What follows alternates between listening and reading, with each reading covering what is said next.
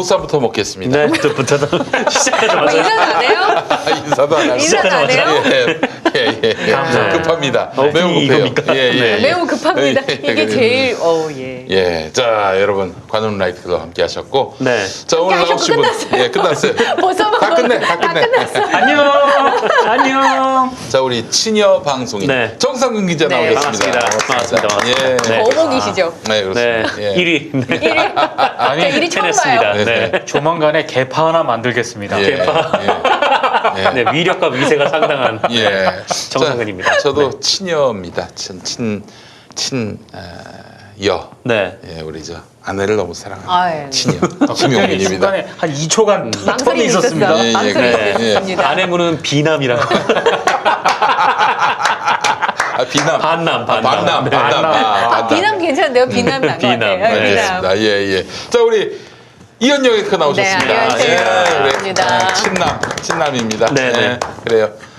남편이 너무 잘해주지 않습니까? 네, 저희 남편이요? 예, 공식적으로 그렇습니다. 공식적으로 오피셜로는 잘해주는 네, 걸로. 오피셜로 그렇습니다. 네, 네. 예, 예. 알겠습니다. 영혼이 없습니다. 네. 예, 그럴 수밖에 없습니다. 10년 넘게 살았는데 영원히 있으면 이상한 겁니다. 18해를 살았습니다. 저희는 벌써. 아이고 이런. 예. 아, 네. 제가 조금 후배군요. 예, 저는 한 많이 13년, 후배죠. 예, 예. 저 13년 됐습니다. 예. 그 사이에 이혼 얘기는 몇 번 나왔습니까? 저요? 예.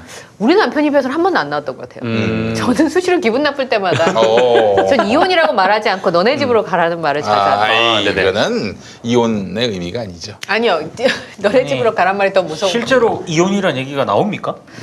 아니 근데 여성분들은 한 번씩은 다 생각을 해보지 않나요? 그 저는 이제 거의 장군 먼군.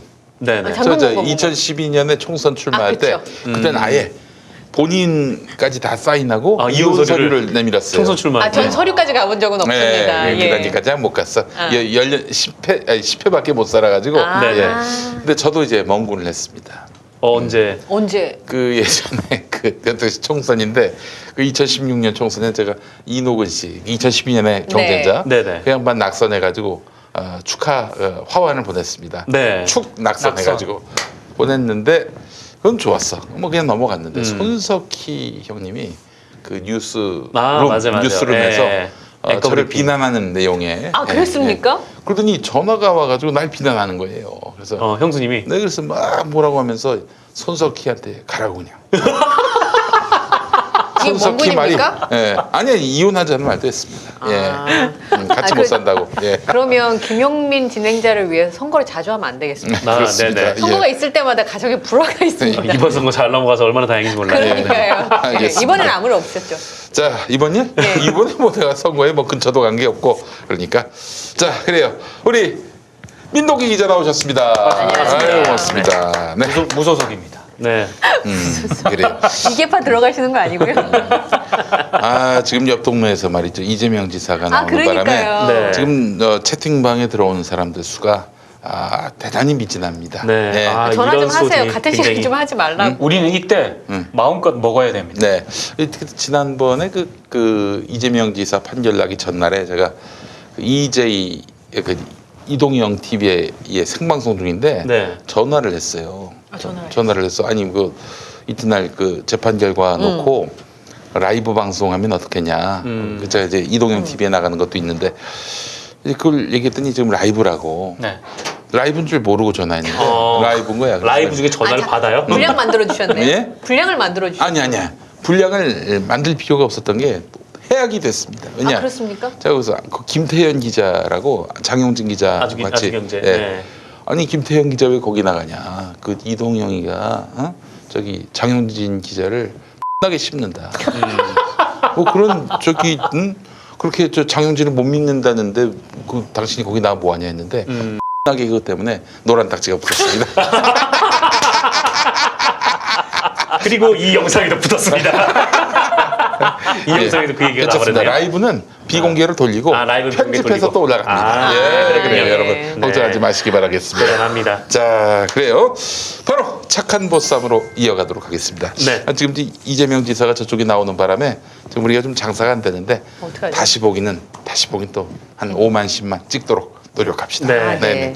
자, 오늘 착한 보쌈 왔습니다. 아유 세상에.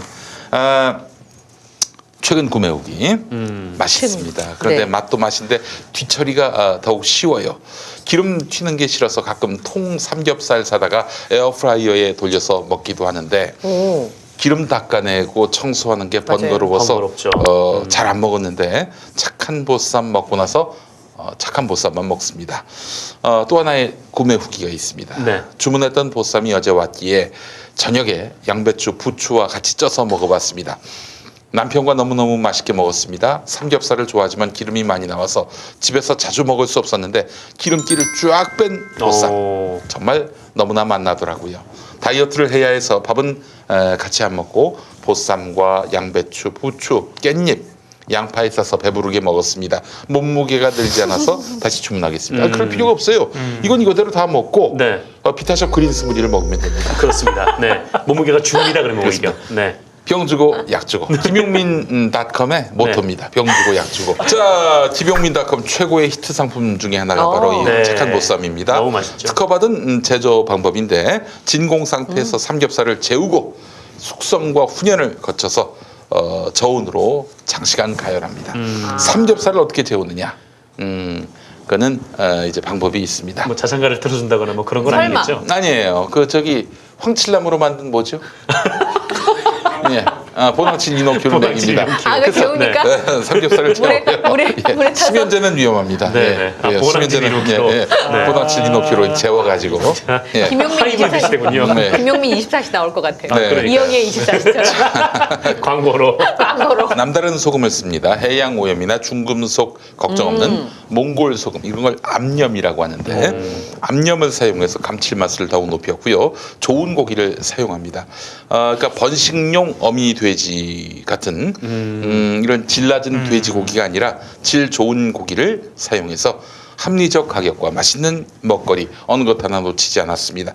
가격이 착합니다. 라면보다도 간편하게 요리할 수 있는 보쌈, 착한 보쌈 330g이 압도적 최저가 8,900원. 오. 아이고. 330g이요 삼겹살이. 예, 그렇습니다. 예, 보통 2인분 정도 되는 거잖아요. 그렇습니다. 가게로 치면. 네. 그렇죠. 2인분이 2인분 넘죠. 우리 얘기는 2인분이 아닙니다. 330g. 아니, 그- 2분의 1인분입니다. 아, 네. 식당에서 1인분 보통 이제 200g. 네. 강남에서는 150g, 네, 뭐 150g, 이렇게 강북으로 오면 150g 200g이니까 한 네. 2인분 정도 된다고 했는데 네, 예. 알겠습니다. 자, 그리고 가격 8,900원 330g. 네. 자, 착한 보쌈은 착한 족발과 합배송이 가능합니다. 보쌈 구매하실 때 족발도 같이 구매하시면은 5만 원 이상 구매하실 경우 배송비를 안 받습니까? 절약하실 수가 있습니다. 네. 자, 김용민 보쌈, 하나 차리실까요? 네. 보쌈으로? 김용민닷컴에서 착한 보쌈과 착한 족발을 압도적 최저가에 만나보시기 바라겠습니다. 네. 자, 지금부터 먹겠습니다. 네. 아유, 아유, 시작하네요. 감사합니다. 오늘도 김치. 보통 이거 하면 중간중간 쉬시잖아요. 네. 오늘은 진행자님께서 전혀 쉬시지 않고 좀 자, 오늘도 중간에 김치. 요 김치 이미 겉절이. 쉬질 않습니다 지금. 네, 요거는 쉬지 이제 않고. 우리 레드웨어님의 협찬 찬조. 네. 아, 겉절이네요. 네. 겉절이. 예. 자, 지금부터 또 맛을 보도록 하겠습니다. 소믈리에시네요. 입을 씻어주. 네. 아니 일단 요 겉절이 이 토막이 내 취향을 저격하네. 이거 저 엄미애 씨가 자른 거죠? 그래요. 엄미 씨가 유독 제 거를 조금만 갖다 준 것 같은 기분이 드네요. 아, 그래? 엄미애 씨. 열가 많은 것 같습니다. 예? 유독 많은데요. 유독 이거? 많은 것 같습니다. 빨리 먹고 죽으라고. 겉절 진짜 맛있네요. 네, 맛있어요. 엄청 매콤해가지고 엄청 맛있네요. 말씀을 하십시오. 소리를 내지 마시고. 아, 역시 착한 보쌈. 네. 이게 정말 맛있는 전을 먹는 것 같은 궁중의 전 요리를 먹는 것 같은. 네. 이게 전자레인지에 돌린 거죠 지금? 네. 근데 전자레인지에 돌렸는데 이런 맛이 나오지? 그죠? 네. 보통 돌리면 있잖아. 건조하잖아요. 네. 갓 삶아져 나온 것 같아요 이거는. 맞아요. 네. 또 레드웨어님께서 보내주신 고추를 하나 딱 올려서 뒷맛을 정리하십시오. 고추 넣어야지. 네. 이게 매워가지고요. 매콤한 게. 뒷맛을 네. 완전 싹쓸이 해줘요. 아, 깨끗하게. 우리 정상근 기자는 네. 이 착한 보쌈에 어떤 술이 어울린다고 보세요? 아, 이건 무조건 소주죠. 소주. 네. 예전에 그 결혼하기 전에 이제 몇 개 사가지고 집에서 혼술할 때마다 하나씩 데펴서 먹었는데 아 진짜 최고입니다 진짜. 네. 하는 것도 너무 간편하니까. 저희가 몇 번 주문해서 먹어봤는데 의외로 백세주 잘 어울립니다. 이거. 아 그렇습니까? 네. 소주보다도 좀 한 단계 위에 있는 약간 고급진 느낌. 그렇지 고급진 느낌의 소주지 뭐게. 색깔도 비슷하고. 아유 레드현님 감사합니다. 우리 김치를 다 먹었어요. 너무 맛있어요. 네. 진짜 이 겉절이. 착한 보쌈하고 궁합이 잘 맞습니다. 겉절이가. 아 그래. 레드현님 김치 하나 하셔야겠다. 김치 사업. 아 그렇구나. 레드웨어님 이거 직접 담그신 거네. 담갔어. 김유민닷컴으로 유통을 하시면 요즘엔 반찬 가게도 동네 반찬 가게도 맛있으면 괜찮아요. 배달하시니까. 네 맞아요. 그 예전에 어떤 분이 있었는데 라면을 너무 좋아하는 분인데 라면에 한번 제가 진짜 한번 진미가 나오나 해가지고 랍스타를 넣어서 라면을 끓여 먹었대요. 아까워. 씨. 결론이 뭐냐? 그냥 라면만 드세요. 랍스터 아까워. 아 근데 랍스라면 있잖아요. 그 맛 내서 파는. 네 맛을 내서? 있어요. 네. 그걸로 제가 아는 분이 대박 나셨는데. 자, 그래 오늘 쿼든 라이트가 본격적으로 이야기를 시작해 보도록 하겠습니다. 우리 민동기 기자님. 7월 8일 한국 방송학회 주최로 그 심포지움이 열렸습니다. 근데 거기서 카이스트의 이원재 교수가 보고서를 하나 발표를 했는데요. 몇 번을 그 관련 글을 읽어봤는데 저 예상식으로는 도저히 이해가 안 가서 네.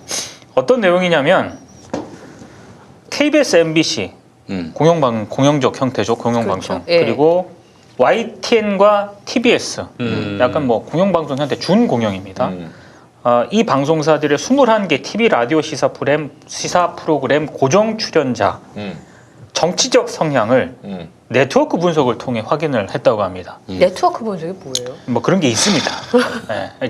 그건 너무 디테일하게 들어가면은 네. 아니 분석 방법이 궁금해서 해서 어떻게 했길래 그런 결과가 자, 나왔을까 그런데 이런. 여기서 이 분석 결과 정말 놀라운 사실을 알게 됐습니다. 네.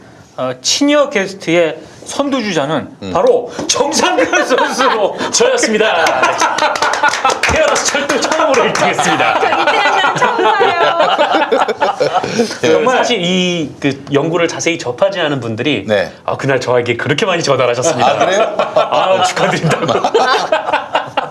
아, 그래. 1위 하셨다고. 읽어본 줄 없고 그냥 그냥 이제 표만 보신 분들이 네. 1등이니까. 네, 1등이니까. 맞습니다. 예. 정상근 우리 선수가 친여당 게스트다. 시사 프로그램 친여당 게스트다. 당적이 있습니까? 당적 없습니다. 네. 그래요. 민주당이 한 20년 집권해야 된다라는 어떤 사명 의식으로 집에 가온도 민주당 20년 맞습니까? 아, 몰아가지 마세요. 아니 뭐 민주당이 20년을 집권해야 한다. 뭐 그걸 넘어서 누군가는 20년을 집권하지 말아야 한다는 네, 그런 생각을 하려다가 네. 근데 근데 우리 집 가온하세요? 뭡니까? 살려야 한다. 누구를? 그냥 살려야 한다. 네. 네, 붙였습니다. 아, 예. 이것 때문입니까? 그렇습니다. 이겁니까? 그렇습니다. 네. 예. 근데 이원재 교수의 이 보고서가 저는 일단 기본적으로 친여 게스트냐 친야 게스트냐 이걸 나누는 것도 저는 이게 정말로 보고서가 됐든 논문이 됐든 이게 정말 사회과학적 방법론으로 이게 통용될 수 있는 구분법인지도 잘 모르겠어요. 친여 친야라는 구분법 자체가. 근데 이 구분한 기준이 있지 않습니까? 이게 제 상식으로는 좀 이해가 안 가거든요.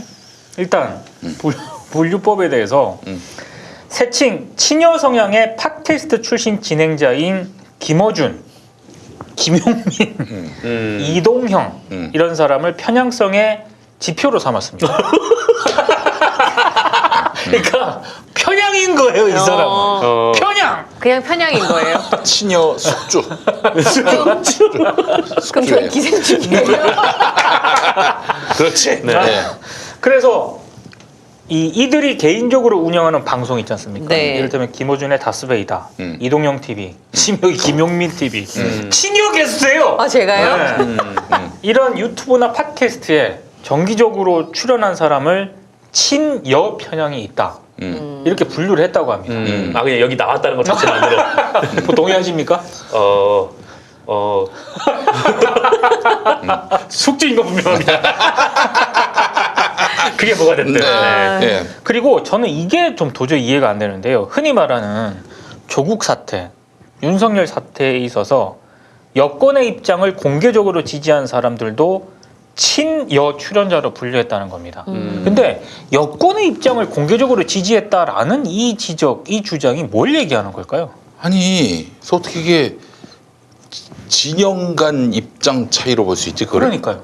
그러니까요. 어? 그러니까 어떤 예를 사안에 들면 대해서 검찰 개혁이 필요하다. 지금 조국 수사는 무리하다. 이게 그러면 친여입니까? 여긴 친여로 분류를 했다는 거예요. 이건 너무 무리한 거 아니에요? 제가 알기로도 이 민주당을 지지하지 않는 분들 중에서도 검찰이 좀 과했다라고 얘기하시는 분들이 꽤 그럼요. 있거든요. 아, 그럼요. 네. 그건 생각이 충분히 다를 수 있으니까. 검찰 내부에서도 일부 검사들이 윤석열 총장이 좀 지나치다. 그리고 조국 사태와 관련해서 검찰 수사에 대해서 비판적인 의견을 개진한 분들도 있거든요. 그럼 그런 사람들은 또 친여 성향으로 분류를 하는 겁니까? 네. 만약에 윤석열 총장하고 추미애 법무부 장관하고 지금 갈등 빚었잖아요. 네. 그래서 어떤 사안에 대해서 아 이건 윤석열 총장이 좀 지나치다. 이건 수사를 방해하고 있다라고 비판한 사람은 그러면 추미애를 지지하는 사람으로 분류가 되는 겁니까? 이게 나는 이런 그 분류법이 이게 다른 무슨 저 블로그나 이런 데에서 발표가 된 게 아니고요. 한국 방송학회 주최로 열린 심포지엄에서 공개적으로 발표가 된 내용이에요. 어떻게 이런 내용을 저는 발표를 할 수 있을지 저로서는 좀 도무지 이해가 안 가는 그런 하여튼 내용이고 더더군다나 뭐 김용민 라이브라든가 지금은 없어졌지만 뭐 김경래 최강 시사 그 다음에 이런 프로그램들이 있지 않습니까? 이런 프로그램들을 또 친여적 성향의 어떤 프로그램으로 아 김경래의 최강 최강 시사도. 시사도 아 김경래 형이 왜 친여야? 그러게요. 휘지 기분 나쁘겠네. 그 뉴스타파 기자고 뉴스타파가 사실 뉴스타파만 보면은 검찰 개혁 입장이거든요. 네. 윤석열을 뭐 청문회 단계부터 비토했어요. 아니 그런 뉴스타파가 검찰 개혁에 대해서 힘을 실어주고 그동안 조국 장관을 날리기 위해서 윤석열 이런 사단이 무슨 이런 폭주를 했는지를 보도를 하면은 그럼 뉴스타파도 친여인가? 지금 이 이원재 분리법에 따르면은 뉴스타파도 친여예요. 그렇죠. 그렇게 되는 거죠. 그리고 제가 이제 최강 시사에 고정 출연하는 사람인데 거기 김경래 기자 진행자지 않습니까? 네. 친야로 분류할 수 없는 사안에 따라서 때로는 윤석열 총장을 엄청나게 비판하고요. 또 때로는 또 친여, 그러니까 여권도 굉장히 날카롭게 비판합니다. 심지어 김어준 총수에 대해서도 비판을 하거든요. 그럼 그 저기 뭐야 그 최승호 세월호 네. 세월호 그 다큐멘터리. 영화. 다큐멘터리. 네. 항적과 네네네. 관련해서 네. 아주 뭐 강력한 전선을 형성하고 있어요. 근데 그럼 그 사람도 친여야? 그러니까. 김어준과 마찬가지로. 그러니까 저는 이런 분류법 자체가 대단히 상당히 자의적인 어떤 기준이라고 생각을 하는데 여기 이런 부분이 있어요. 그 뉴스톱의 김준일 대표가 이 관련 기사를 썼는데 예를 들면 사람들은 김어준의 뉴스 공장이 더 편향적일 것이라고 생각을 하지만 친여 성향 출연자 비중을 보면 KBS 시사 프로그램이 훨씬 더 편향적인 것으로 나타났다라고 하면서 정상근 선수가 출연하는 프로그램이 다 들어갑니다. KBS 더 라이브, 오태훈의 시사본부, 당연하지 내가 나오는데. 김경래 최강 시사는 저, 주진우 라이브 이 1위부터 4위예요. 편향적인. 이게 말이 되냐고요 이게. 아니 그 정상근 동지 같은 경우에는 그래서 KBS 프로에 많이 나왔기 때문에 친여라는 거네. 그러면 한마디로 그러니까 얘기해서. 정상근 선수는 김용민 TV의 이 고정 패널이잖아요. 멤버고. 네. 근데 이 고정 패널이 또 여러 시사 프로에 나가. 네. 예. 그러니까 이제 이게 친여 성향으로 다 분류가 되는 야, 거예요. 그러면 이제 뭐 한마디로 그 여기서 바이러스가 옮겨가지고 그렇죠. 네. 지상파 방송 가서 이제 이 말하자면 감염시켰다는 얘기 아니야? 그렇죠. 네. 좀비인 건데요? 그 기사 중에 방송행.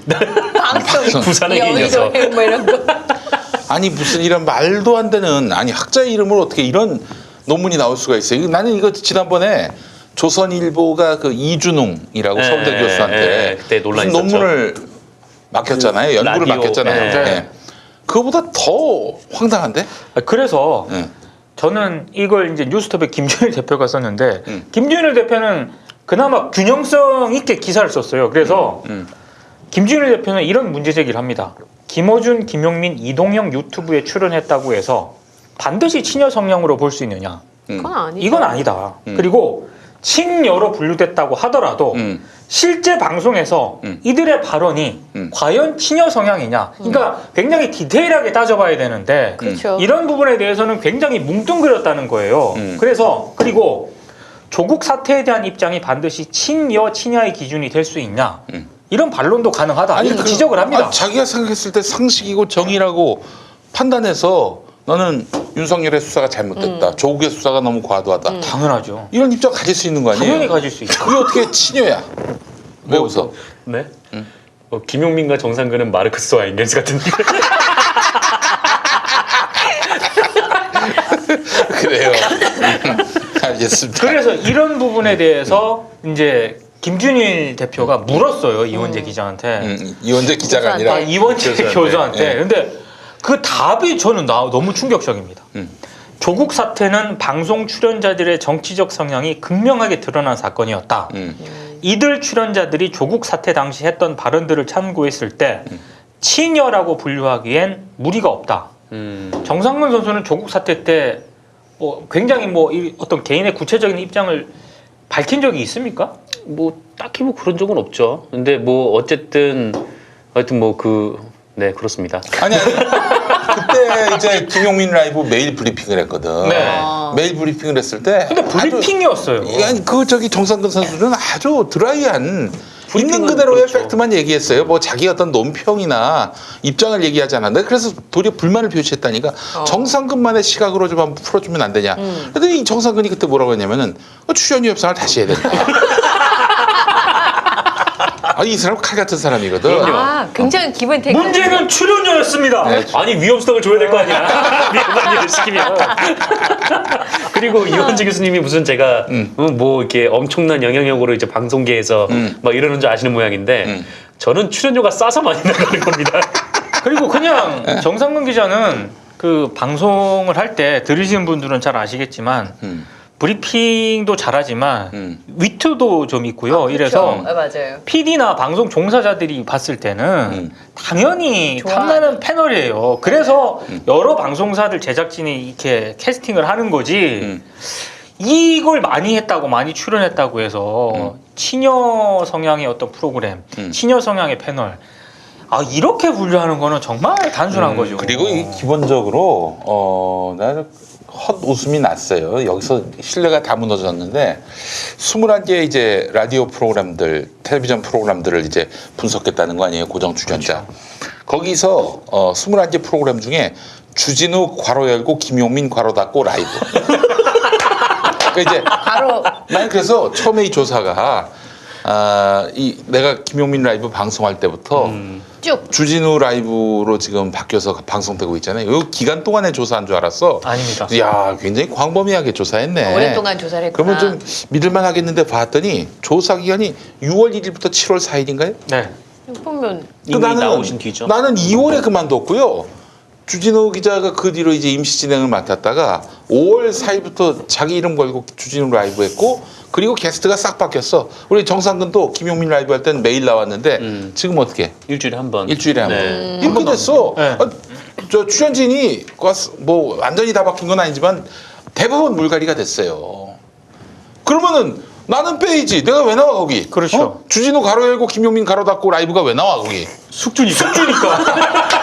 아니 근데 요거는 내가 김용민 TV 언급은 내가 인정할 수 있는데 이 지상파 방송 내가 진행하지도 않을 때 내 이름을 걸고 왜 이 프로그램 조사했다고 얘기를 해. 그러게요. 그러니까 말도 안 되는 거지. 이 조국 사태 과정에서 뭐 어떤 이제 검찰의 수사 방식을 비판했다라고 하면은 이게 친여라고 한다면 이 조사를 한 이원재 교수는 그러면 친윤석열파라고 아니, 그러니까 분류를 해야 되는 건가? 본인이 분류한 그런 기준에 따르면 다른 사람으로부터 본인도 그런 비판을 받을 수가 있는 이런 보고서예요. 나는 뭐 이런 거 저런 거 다 떠나서 그 예전에 종북이라고 하기 전엔 친북이라고 했습니다. 네, 조선일보가 통일에 대해서 각별한 의지와 또 그 어떤 그런 민족의 청사진을 그렸던 분들을 친북이라고 했어요. 그렇죠. 그런 식으로 혹은 뭐 친문 이런 식으로 해서 그 사람을 프레임워크를 씌우는 거야. 저 새끼가 뭔 주장을 해도 다 저 친문. 그러니까 노무현의 이익을 대변하고 문재인의 이익을 대변한다. 이런 식으로 인상을 씌워가지고 이 사람의 발언에 어떤 그 공정성, 신뢰도를 확 깎아버렸다고. 이런 짓은 하면 안 됩니다. 그럼요. 근데 어쨌든 분명 이 논문이 뭐 관련해서 뭐 이제 좀 뭐랄까요, 하여튼 방송계 내부에서는 많이 또 얘기가 나오겠죠. 그렇죠. 왜 너네 다 게스트는 이 교수의 분류에 따르면 그렇죠. 친여로 나눠져 있는데 왜 한쪽에 편향적으로만 이렇게 게스트를 부르냐 아마 이런 얘기들이 좀 나올 거할 겁니다 아마. 네. 아니 그러니까 이게 얼마나 위험하냐면은 이게 나중에 어떻게 되겠어? 정권 바뀌었어. 네. 예를 들면은 뭐 저기 김진태가 대통령이 된다고 쳐봐. 그럼 이 자료가 살생부가 되는 겁니다. 김용민 선수랑 저는 트라우마가 있어요. 그 전에 이명박 정권 교체됐을 때 방송사에서 제작진을 비롯한 패널들에 대한 일종의 광풍 비슷한 게 불었거든요. 당연히 그렇게 될 겁니다. 근데 저렇게 지금 정상근 선수는 친여 게스트의 선두주자야 지금. 나만 당할 수 없지? 자 정상은 TV 개국. 그리고 지금 제가 봤을 때는 정상근 선수는 브리핑을 할 때 그냥 정말 합리적인 차원에서 브리핑 내용만 이렇게 하거든요. 근데 저렇게 프레임을 일종의 저는 씌웠다고 생각을 해요. 친여 성향의 게스트. 그러면 편견이 생길 수 있는 거죠. 이런 식으로 해가지고 사람에게 그렇게 딱지를 갖다 붙이고 그 낙인을 갖다 붙이고 주홍 글씨를 갖다 붙이는 이런 못된 버릇을 교수의 이름으로 할 수 있는 것인가? 게다가 또 무슨 뭐 허접한 학자도 아니고 카이스트 교수식이나 돼가지고 그러니까 이런 짓을 할 수 있는가? 네트워크 분석이 뭐냐고 여쭤봤었는데 미국에서도 저 보수 진보 이렇게 분류를 하잖아요. 점수를 가중치를 둬가지고. 근데 이제 그런 걸 할 때는 좀 더 신중하고 객관적인 자료들이 필요한데 그냥 저 얘기는 그런 그 TV 보면서 집에서 그냥 어르신들이 왜 이렇게 많이 나와? 뭐 이렇게 얘기하는 정도의 수준으로밖에는 안 보여지는 그런 대목이 있어요. 제가 저 논문을 보려고 본 게 아니라 제가 가끔 네이버에 제 이름을 쳐보거든요. 그 사진은 뭐가 올라왔나 바꿀 건 없나 뭐 이런 거 보려고. 근데 제 이름이 들어가 있어서 봤어요. 근데 뭐 심증적으로 말하자면 지금의 정부에서 하는 정책에 옹호하는 아니면 좀 친근한 입장을 가지고 있는 게스트들이 많이 나온다. 뭐 그 정도까지 얘기할 수는 있을지 모르겠습니다만 아까 말씀하신 것처럼 한 가지 사안에 대해서 그 입장이 갈린다고 저렇게 저걸 친여라고? 네. 아이고 참 저러다 무시무시하네. 친여 아니신 분들 거기 들어가 있으면 또 뭐가 되는 철강 건가요? 팬티님 좀 말씀이 과하신 것 같은데 왜? 진보의 십자가를 지고 가라. 숫자가 커야 되겠네요. 그리고 그 어떤 사안에 대해서 뭐 이렇게 얘기를 할 수 있는 거 아니겠습니까? 그렇죠. 그건 사안에 따라서 이렇게 분류를 해야 되는 것이고 굳이 친여 친야 이렇게 분류를 하고 싶다면은 정확하게 지금 친여 게스트의 지금 거목으로 우뚝 선 정상근 그렇죠. 선수가 해당 프로그램 그 많은 방송사 가면서 해당 프로그램에 대해서 어떤 사안에 대해서 정말 그런 발언을 명확하게 했는지 이런 거 제가 봤을 때 질적 분석도 같이 가야 이게 당연하죠. 그렇지, 당연하죠. 맞아요. 당연하죠. 예, 어떤 질적 얘기를 분석. 했는지. 근데 그런 건 없어요. 그냥 김용민 TV에 나왔기 때문입니다. 아니 우리 김용민 TV에 나왔던 분들 중에 그 견해를 달리하는 분들도 제법 많아요. 돼요. 있죠. 예. 네. 그리고 그런 분들이 다 친여라고 얘기하는 이런 무지막지함은 도대체 어떻게 이게 허용 가능한 일인지. 예, 그래요. 왜 또 왜? 굿보이맘님 정상근 당신을 따르리다. 저는 SJA님의 댓글 보고 충격을 많이 받았습니다. 진보인가 뚱보인가. 뚱보입니다. 확실합니다. 듣봅니다. 진짜 너무 잘하시네 진짜. 자, 남의 일이라고 이렇게 너무 많이 쓴다가지고 진짜. 저 뭐야 이원재 이 사람 이름 똑똑히 기억하겠습니다. 아주 엉뚱한 학자로 그냥 이름을 기억하겠습니다. 아니 당신들이 우리를 친여라고 낙인 박았다면 나는 당신을 학자 같지 않은 학자라고 낙인을 받겠습니다. 내 마음이지 뭐 우리 보고 친여라고 했으면 나도 당신 쓰레기라고 여기면 되는 거예요. 저는 여기서 친여 성향의 어떤 프로그램으로 분류된 이런 그 프로그램 제작진들 있지 않습니까? 그래서 소송 걸어야 돼. 아니 이 제작진들은 정말 불쾌할 것 같아. 이건 지금 뭐 어지간한 프로그램들 다 들어갔어요 지금. 시사 프로그램 거의. 김용민 TV 차원에서 남들이 안 하면 제가 나섰어라도 이원재를 상대로 하여튼 조치를 취하도록 하겠습니다. 그냥 넘어갈 일이 아닌 것 같아요. 이거 학문을 빙자한 이게 색깔론이에요 한마디로 얘기해서. 예? 남을 함부로 남의 생각과 사고를 규정을 하고 말이죠. 분류를 시켜가지고 낙인을 받고 낙인 효과가 얼마나 이건 정말 해서는 안 될 이런 행동인지를 잘 모른다면 깨우쳐줘야지. 정말 친여 그 게스트의 최고 핵심 정상근, 김완, 양지열. 그리고 김한 기자는 거기 왜 들어가? 그러니까 이거 본인도 이해 못할 거야. 그리고 그 아래 단계가 누군지 압니까? 정청래, 박주민 이런 분들입니다. 거기 친여가 그대가 친여가 아니라 여당이잖아. 제쳤어 그대가. 이겼어. 친여가 여당을 제쳐버린 거예요. 그러니까 이거는 제가 봤을 때 상당히 문제가 있는 논문이고요. 그러니까 학계에서 좀 이렇게 좀 비판을 해줬으면 좋겠습니다. 이거는 좀 문제가 많아요. 네. 인공지능 로봇이 사람의 일자리를 대신할 것이라는 예측이 나오고 있습니다. 와, 이런 미래에 사람은 도대체 어떻게 되는 거야? 경기도는 생각합니다. 세상이 바뀌어도 사람은 먹고, 자고, 일하고, 놀고, 사람답게 살아야죠. 이것이 기본소득이 필요한 이유. 기술이 앞서간다고 사람이 잊혀지면 안 되니까. 사람을 사람답게. 기본소득. 그러면 우리 이현경 앵커 네. 뭘 준비하셨습니까? 오늘은 저는 이게 제가 방송 계속 여기 나올 때마다 반성문을 쓰는 것 같아가지고 네. 그때마다 아니 예전에 제가 그냥 방송의 상황상 그냥 했던 일들 있잖아요. 네. 그걸 밖에서 보니까 저러면 안 되는 걸 이제서 생각하게 되는 부분들이 있어요.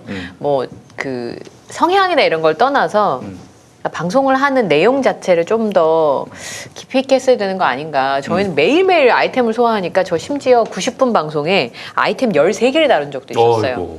어이구야. 왜 그랬을까요? 제가 프로그램을 90분을 했었는데 그 전날 시청률이 안 좋았습니다.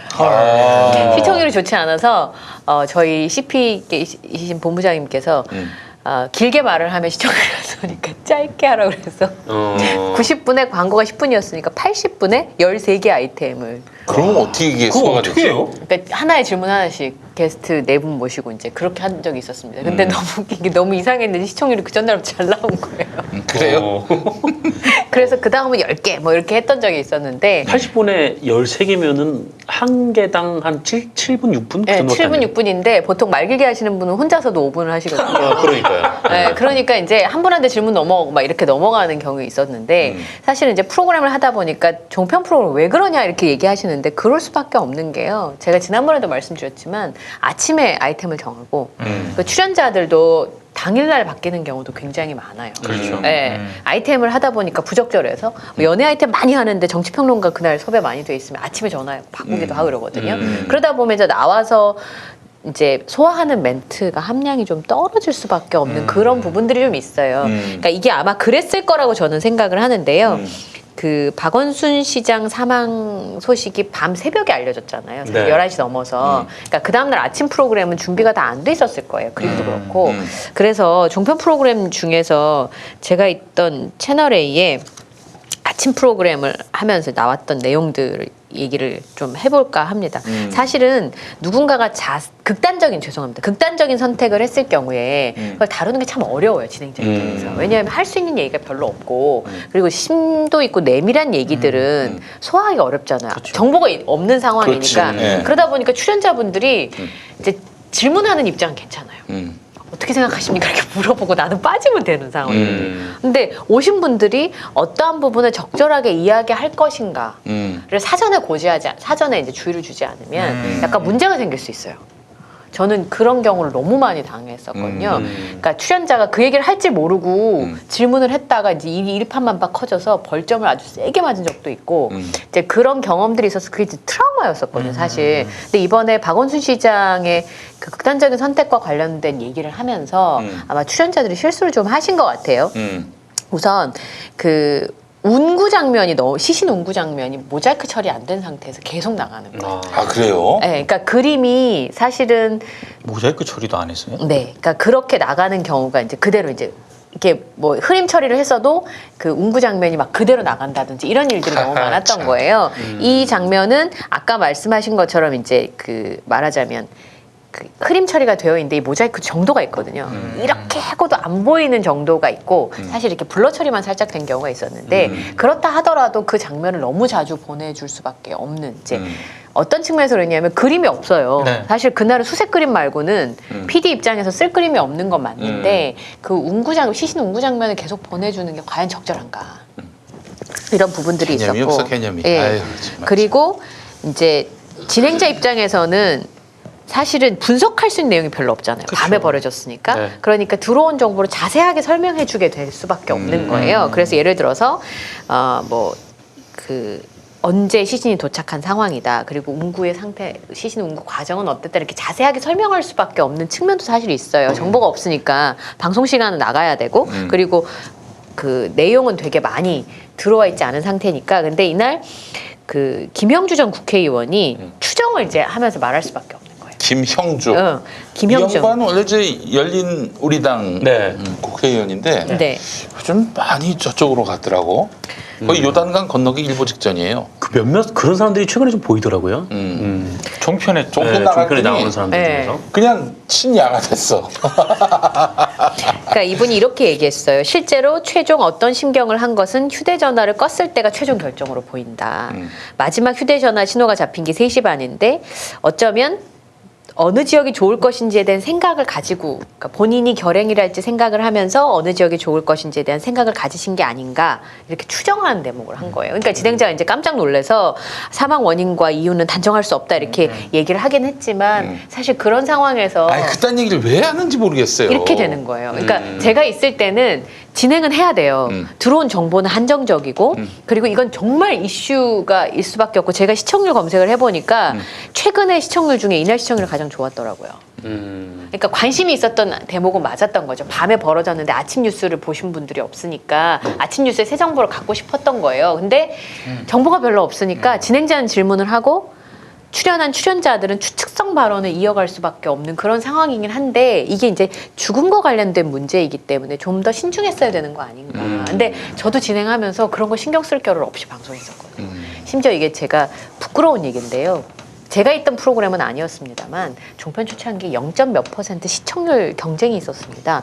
그래서 실시간 시청률 그 메타기 같은 게 있어요. 아 계속 이렇게 보는 동안 위에 밖에서 왔다 갔다 하는 거예요? 있어요. 근데 그게 실제와 일치하진 않습니다. 왜냐하면 시청률도 이제 연령이나 구성 보정을 그치. 하잖아요. 네. 그러니까 실시간으로 보인다고 해서 그게 일정하진 않은데 모 프로그램에서 그걸 틀어놓고 방송을 했어요. 그럼 제가 민 기자님이랑 얘기를 하는데 시청률 막 올라가요. 그럼 귀에 이어피스에 들려요. 계속 하라고. 둘이 얘기해. 계속 얘기해. 지금 올라가고 있어. 그러니까 초창기 일입니다. 지금은 그렇지 않은데 초창기에는 종편이라고 하는 회사가 방송국으로서 이미지가 없는 데다가 시사 프로그램이 경쟁이 너무너무 치열했었어요. 아 근데 이 종편에 했던 그 매체들이 어떤 마음으로 방송을 했는지 알 것 같네요. 네, 뭔가. 그러니까 네. 저는 초창기에 0.0몇 % 시청률을 받아본 적이 있었거든요. 그 저희 작가님이 자기 침대에서 굴러 떨어졌다고. 시청률 보고 왜냐하면 방송국이 있는지를 모르니까 그쵸, 그때는. 보실 수가 없는 상황이었던 거죠. 그러다 보니까 그 당시에 이제 프로그램을 만들면서 그런 상황이었는데 이제 단정적으로 말할 수 없다. 진행자가 할 수는 최선이었을 거예요. 그럼에도 불구하고 이런 상황에서 프로그램을 진행할 때 사전에 출연자들한테 가이드를 주지 않으면 이렇게밖에 대답할 수가 없는 거죠. 아는 정보를 총동원해서 얘기할 수밖에 없는 거고 그 다음에 그날 저녁에도 이제 유서가 이제 유족들과 합의를 거쳐서 공개가 됐잖아요. 사진도 네, 공개가 네, 되고. 근데 이제 그 유서에 대한 대담을 하면서 그런 얘기를 한 거예요. 박원순 시장님 독특한 글씨체가 있다. 네, 네. 저게 굉장히 유명하고 저 글씨체로 이제 방문하는 사람들한테 글씨를 써주기도 한다. 저 한 글자 한 글자를 쓸 때 어떤 심정이었을까? 이런 멘트를 하신 거예요. 그러니까 방송을 하는 사람 입장에서는 나온 정보라고는 새 사진하고 마지막 뭐 서너 줄의 멘트밖에 없으니까 그럴 수 있을 거라고 생각을 합니다만 이런 내용들이 과연 방송 내용으로 적절한가? 그리고 최근에 이제 그 피해 여성이 뭐 기자회견 하고 나서도 이제 그런 비슷한 추측성 발언을 이어가는 방송들이 그치. 너무 많은 거예요. 네. 사실 실제 자세한 내용들은 정보가 전혀 알 수가 없고 또 그 방송들이 틀리는 경우도 많고 그렇지. 네, 그런 경우들이 많아서 저는 생방송 할 때 그래도 이런 얘기라도 해주시는 분이 되게 고마웠거든요. 왜냐하면 채울 수 있는 정보가 많지 않고 그 이슈를 꼭 다뤄야 되니까. 그런데 나와서 보니까 유족들이 봤을 때 글씨체 얘기가 어땠을까? 그 휴대전화를 껐을 때 얘기를 그렇게 상세하게 할 필요가 있었을까? 오늘 저기 국회에 그 김창룡 경찰청장 후보자 토론회가 있었는데, 네. 그 청문회가 청문회. 있었는데, 야 미래통합당 의원들 질문을 보면서 차마 인용하기 민망할 정도의 그 사망 원인에 대한 이야기. 그래서 이거 뭐 민주당 20년 집권은 뭐 무난하겠다 이런 생각이 들었어요. 수준이 그거밖에 안 돼. 아니 경찰청장 청문회 하는데 질문 수준이 어떤 것도 있었냐면은 이명수라고 아, 네. 충남 아산에 네. 그 사람은 그 무슨 관기 얘기가 나왔던 모양이죠. 난 누가 한 발언인지 몰랐는데. 정은석 비대위원이 했던 그 스캔들 말한 거 무슨 아니에요? 이순신 장군. 네, 뭐 SNS에 누가 썼던 글이라고. 관노 뭐 이거 말씀하시는 거죠? 근데 이거는 이순신 장군의 명예훼손이니까 수사할 생각이 있냐 이런 질문을 던지는 거야. 거의 본인 지역구와 그 관련된 이명수가. 거죠? 아산이니까. 참 어처구니가 없어가지고 그런데 김창룡 후보자가 유족의 의뢰가 있어야만 수사할 수 있다고. 이명수 의원이 며칠 전부터 계속 그 얘기를 했었어요. 그리고 또 하나가 뭐냐면은 뭐였더라? 그 김용판 나와가지고 손 자기 그 예전에 그 댓글 사건 관련된 관련해서 그 얘기만 얘기하면서 어떻게 권은희는 이렇게 검찰이 봐줄 수가 있느냐라면서 막 흥분을 하고. 거기서요? 네. 검찰이 봐준 거를 왜 경찰청장한테? 경찰청장 후보자 앞에서 그러니까 검찰한테 가서 항의할 수 있겠느냐 이 질문을 하는 거예요. 뭐 원칙론적인 얘기만 해야지. 알겠습니다. 제가 가서 혼내주겠습니다. 이럴 수도 없는 것이고 혼내줄 위치도 아니고 아울러 또 그 부당한 그런 어떤 수사 지휘가 있으면 우리가 대응하겠습니다라는 말 정도만 할 수 있는 거지. 그렇죠. 거기서 무슨 얘기를 더 할 수 있겠어? 그러니까 손 그런 수준 낮은 질문만 던지는 이 미래통합당을 보면서 뭐 정말 새로운 실력과 기본적인 인권 감수성이 있는 사람들이 보수 정당이라고 해서 막 들고 나와가지고 국민들로부터 신임을 받고 심지어 민주당의 어떤 대안 세력으로서 이렇게 막 뭔가 공인된다면은 모르겠지만 미래통합당이 계속 보수의 뭐 장자 노릇을 하고 뭐 대표로 이렇게 자꾸 이렇게 과잉 대표가 되고 이래버리면은 이건 뭐 얄짤없이 민주당이 장기 집권할 수밖에 없다. 그러니까 친여가 좋은 거야 임마. 장기 집권하신대요. 왜 그 말이 거기서 나와? 친여의 거목. 자, 미래통합당 바로 세웁시다. 그래서 하여튼 뭐 제가 진행을 하다 보면 진행자 입장에서 질문을 던질 수 있고 네. 출연하시는 분들이 접하는 정보가 사실은 평론가 분들이라고 해서 더 많은 정보를 알고 있는 건 아니거든요. 그러니까 주로 이제 그렇죠. 신문에 나오거나 언론에 보도된 내용을 바탕으로 이제 출연자의 경험을 더해서 이야기를 할 수밖에 없기 때문에 제한적인 부분들이 있습니다만 정말 이제 고품격인 시사 프로그램을 하고 싶다면 토크쇼가 아니라 이런 부분들에 대해서는 좀 방지책을 특히나 이제 극단적인 선택이나 이제 이런 나는 거가 관련됐을 때는 그 예전에 노회찬 의원도 돌아가셨을 때 그 시신을 실은 앰뷸런스를 따라가면서. 따라갔던 네. TV 조선 이 자들은 방송할 자격이 없는 자들이에요. 기본적으로 내가 봤을 때. 그때 진행했던 게 엄성섭 앵커. 엄성섭이야. 엄성섭이가 또 날 10드만 얼마 전에 박지희 건으로. 근데 어디서? 왜? 아니 그러니까 김용희 박지희 왜요? 씨하고 내가 그 방송 박지희 같이 씨 그 했다고요? 논란이 됐을 때 그 이튿날 내가 저기 그 팟캐스트 원래 하던 팟캐스트를 그날 이재명 지사 그 이제 판결 나는 날 네. 그 대법원 판결 나는 날 생방송으로 진행을 했는데 그걸 캡처를 따다가 쓰더라고. 그래서 박지희한테 박지희 씨 지금 박지희 막말 파문 때문에 시끄러운데 이름을 바꾸라고 박근혜로. 그럼 박근혜 막말 파문으로 바뀔 거라고. 아 맞아 보도됐잖아요. 나 그런 얘기 많이 했습니다. 아, 신문 기사로 나왔어요. 아, 그래요? 네, 제가 봤어요. 네, 그리고 그래서 신문이 아니라 나도 그래서 저기 예전에 막 김용민 막말 파문이 너무 좀 지랄같이 따라붙어가지고 이름을 김진태로 바꿔보려고. 막말 파문. 네, 그렇지. 김진태로 바꿔볼까 고민을 했던 거고. 너 우스개 한번 날렸는데 무슨 천하 폐륜 막말을 한 것처럼 이렇게 아니 뭐 난 놀랍지도 않아 그건 뭐 그러든지 말든지. 예전에 관훈 나이트 때부터 아. 예, 개명 얘기를 조크처럼 많이 했습니다. 네. 저는 갑자기 드는 생각인데 저는 엄성섭 기자랑 굉장히 친하거든요. 그 두 분이서 같이 하시면 완전 재밌을 것 같은. 그 사람도 저 우리 방송 시청자 애청자라고 네. 하지 않았어요? 그쵸. 네. 그리고 아니 뭐 개인적으로야 뭐 그 양반한테 뭐 아니에요. 내가 같이 뭐가 하셔도 있겠어? 엄청 재밌으실 것 같아요. 제가 볼 때 합이 되게 좋아요. 내가 봤을 때는 지금 종편에 있는 사람들 8알은 여기 와서 진보 방송도 할 수 있는 사람들이야. 신념의 진보는 없어. 네. 신념의 보수는 없어. 내가 봤을 때는. 아니 신념은 나뿐이다. 몇 번 얘기했지만 엄성섭 앵커는요 TV조선으로 가기 전까지 방송에 MBN 기자로서 여러 출연했거든요. 손석희의 시선 집중에도 아, 맞아요. 경제뉴스 게스트로 브리핑 나가고. 했었어요. 브리핑을 또 엄청 잘하거든요. 그때까지만 해도 굉장히 괜찮았습니다. 예. 아니 강상구 그 형도 그 누구 예전에 박경철 네. 시골 의사 그 양반 방송에 나가서 했을 저도 때는 방송했었는데. 야, 너 그 양반은 뭐 내가 봤을 때는 뭐 저기 JTBC가도 네. 괜찮을 분이라는 판단이 들었는데 거기 가서 지난번에 그 북한에 뭐 저기 핵시설 네. 파괴할 때 네. 그때 그 이상한 기사를 내 가지고 본인이 기사를 써놓고 리포트는 엄성섭이라고 그 사건. 예. 그래서 무리를 빚은 한 주인공이 됐었잖아요. 예. 아니 뭐 양반들 얘기는 뭐 그만합시다. 뭐. 네.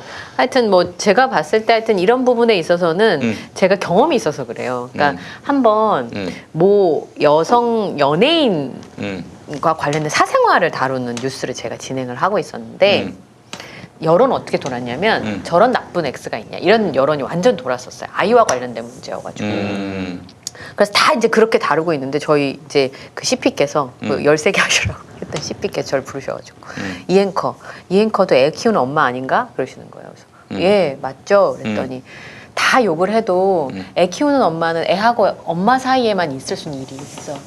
그러니까 한쪽으로만 천하의 나쁜 사람으로만 몰아가지 말고 실제로 그 사람 얘기를 한번 들어보도록 노력을 해봐 이렇게 얘기하시는 거예요. 네. 근데 사실은 그때 누군가를 막 욕하는 게 나오면 시청률이 막 올라가요. 그렇지. 한쪽으로 몰아가면 그러니까 진행한 앵커 입장에서는 그쪽 입장만 하고 싶죠. 그래야 그렇지. 시청률이 나오니까. 그리고 대부분의 사람들이 그렇게 얘기하니까 근데 그분이 저한테 그 사람 인터뷰를 해보라고 얘기를 하시는 거예요.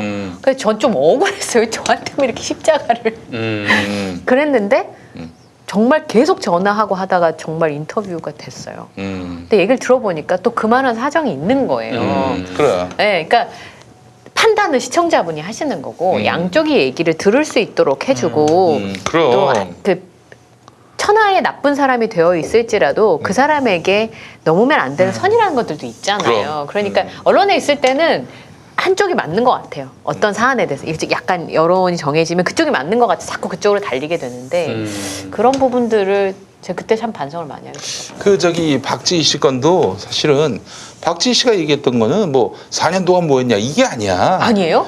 그럼 진짜 방송을 직접 들어봐야 돼요. 그 본인이 또 얘기했던 부분은 뭐냐면은 피해자가 아니라 고소인을 보호해야 한다. 이런 입장이었고 그리고 이제 4년 동안 얘기는 그 사이에 왜 그 사이에 왜 이 문제 해결을 위해서 노력할 수 없었는지 구조적인 문제가 있었나? 그러니까 그런 것들을 한번 따져볼 기회가 있어야 된다라는 그런 차원의 이야기인데 고소인 너 가짜잖아 이런 차원이 아니라고. 아, 왜 지금까지 아무 말 안 하고 있다. 이제 나와서 얘기해. 이런 취지가 아니에요. 그런 취지가 아니었어요. 본인이 그렇게 분명히 또 얘기를 했고 그럼에도 불구하고 듣지도 않고 한 사람이 쓴 걸 갖고 다 그렇게 그런 식으로 얘기한 줄 알고 이게 바로 언론의 횡포 아닙니까? 참 그 박지 씨가 굉장히 어렵고 난감한 처지에 놓였고 한 사람에 대해서 쏟아진 그런 온갖 비난과 욕설.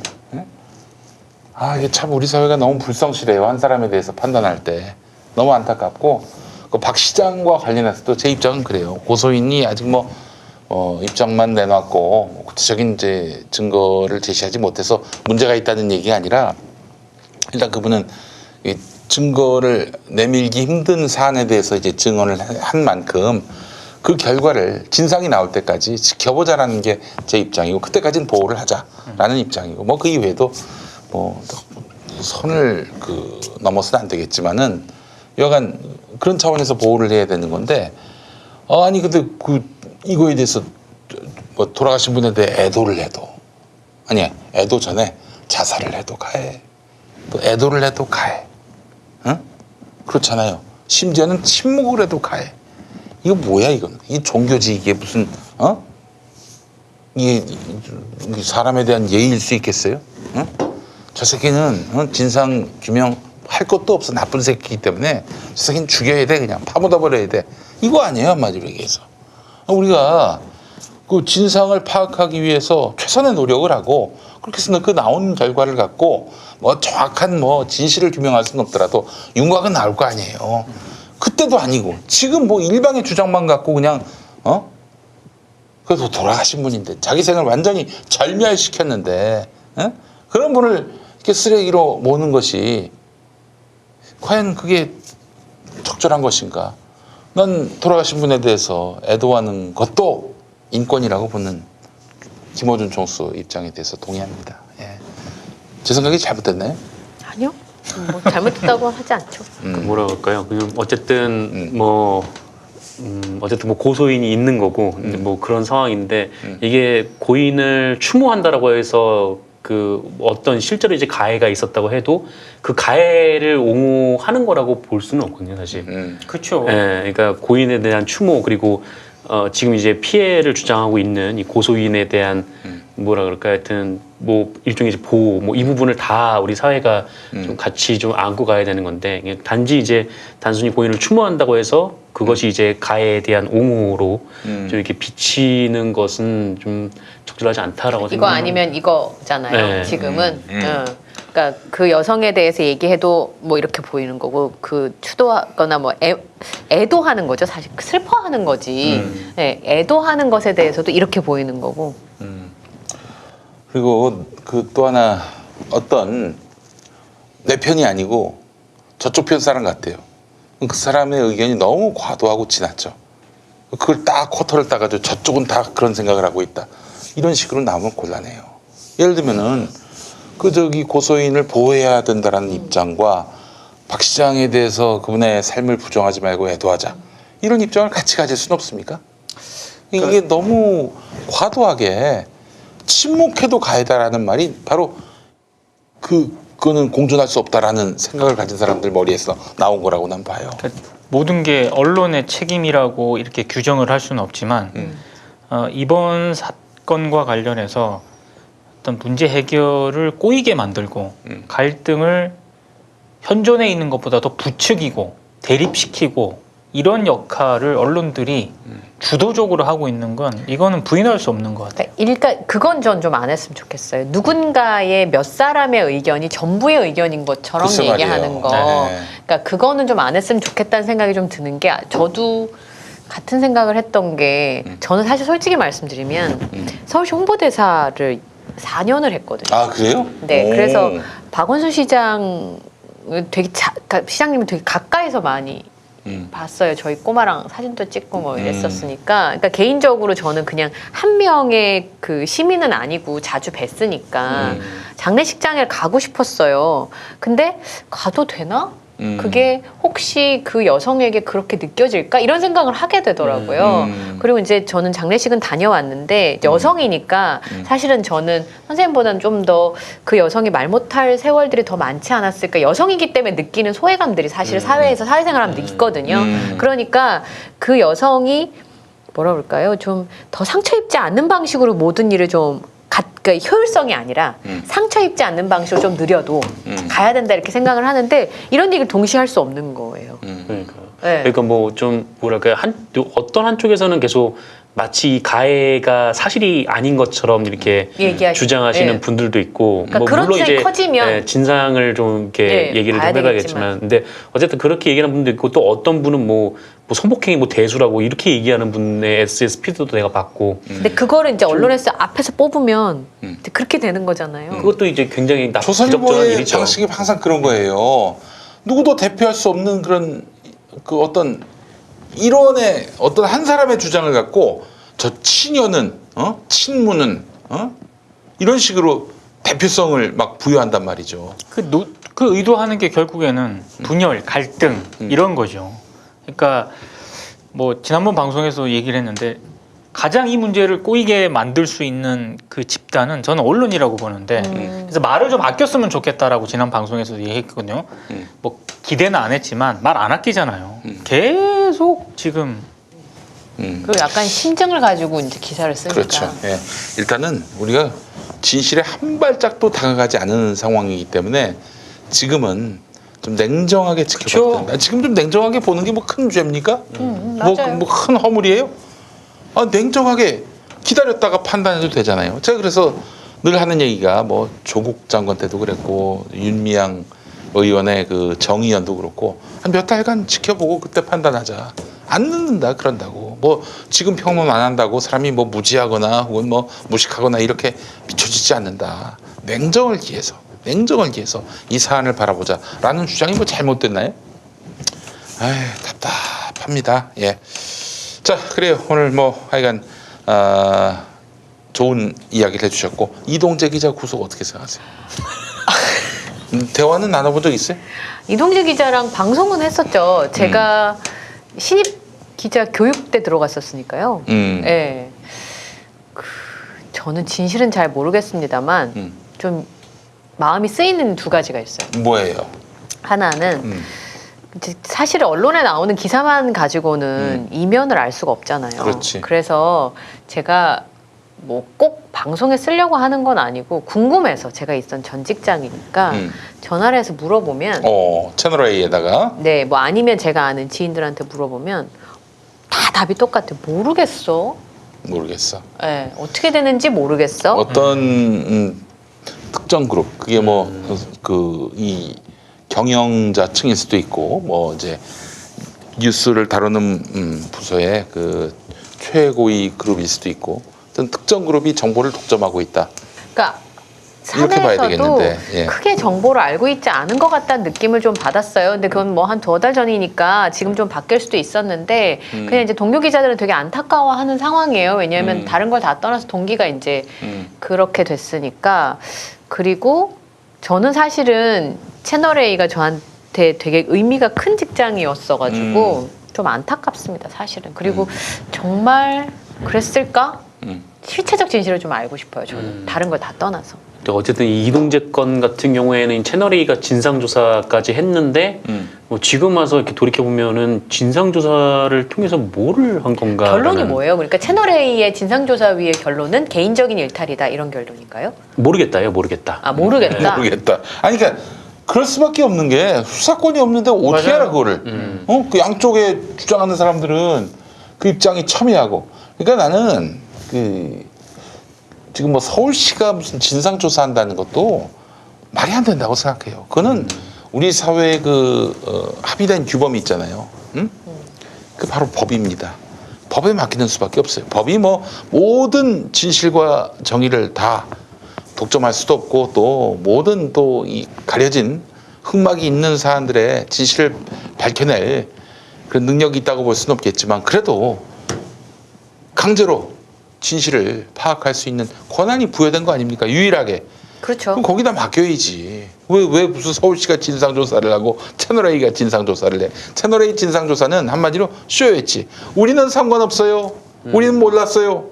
이 액션 아닌가? 방송통신위원회의 조건부 재승인 이런 거를 겨냥한 최소한의 채널A 차원의 어떤 그런 제스처? 저는 그렇게 보고 있습니다. 어떤 이- 행동을 해야 되는 상황이었으니까. 만약에 채널A 측이 진상조사를 했으면 이 진상조사의 핵심은 이 데스크가 알았을 것이냐 이제 이 부분에 그게 제일 중요한 예, 거죠. 좀 초점이 맞췄어야 되는데 채널A의 당시 결론은 모른다. 왜냐면은 이동재 기자가 그 당시 이제 법조 팀장하고 이 부장하고 보낸 카카오톡 내용이 없다 이거였거든요.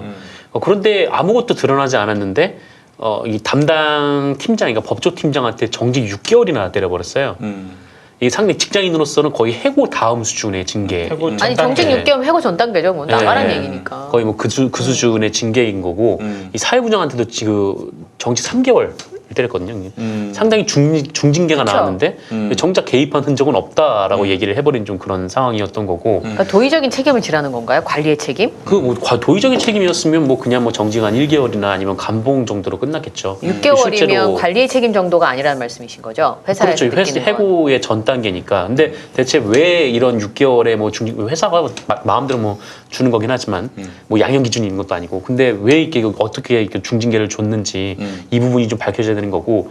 그리고 이번에 그 녹취록 공개 과정에서 뭐 KBS랑 뭐 이런저런 얘기가 있었지만 이제 결론적으로 얘기하면은 이 이동재가 녹취록을 공개를 했는데 그 후배 기자의 녹취록이 있었다라는 거 아니에요. 그렇죠. 근데 왜 천일에는 내부 진상조사에서 이거 몰랐나? 그러니까 이 후배를 데리고 한동훈 검사한테 갔다는 거 아니에요. 두 명이서 같이 갔다는 거잖아요. 근데 이동재 기자가 제가 알기로는 이제 10년이 간 넘은 연차인 걸로 알고 있는데 이 데스크에 보고 없이 후배 기자를 데리고 부산까지 갔다? 근데 그거는 굳이 보고를 하지 않아도 그 만약에 법조팀이다 그러면은 다 알죠.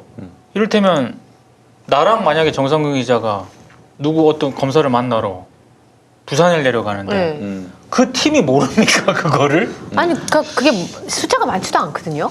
오늘 MBC가 보도한 내용이 있어요. 뉴스데스크에서 보도했는데 한동훈이 그런 건 해볼 만하다. 한두 개 걸리면 된다. 이런 말을 했다고 합니다. 추가 녹취가 있는. 그러니까 이제 네. 그 이동재가 유시민 이사장의 범죄 정보에 관한 취재 계획을 설명하니까 한동훈이 그런 거는 해볼 만하다. 이런 얘기를 했다고 합니다.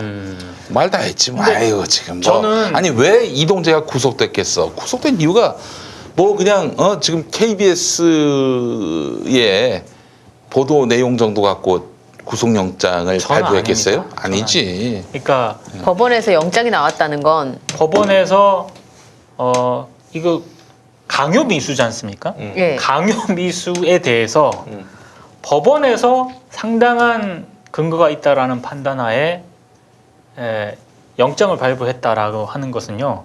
지금 언론에 보도되고 있는 녹취록이라든가 이런 정도 수준을 넘어서는 또 다른 확실한 증거가 있지 않는 이상 제 내피셜이에요. 법원이 이렇게 구속영장을 발부할 가능성은 없다고 봅니다. 아니 강요미수로 구속된 사례가 많이 없어요. 정말. 그러니까 그 변호인 주장이 그거잖아요. 네. 강요미수죄로는 영장이 잘 안 나온다는 얘기 아니에요? 네, 그렇지. 근데 이제 결국에는 여기는 이동재의 또 이제 공범으로서 이동재 그리고 이제 주범으로서 한동훈의 직권남용도 있을 수 있고 네. 더 나아가서 총선으로 인해서 결국 유시민에 대해서 덮어씌우기를 하려고 했던 거 아니에요.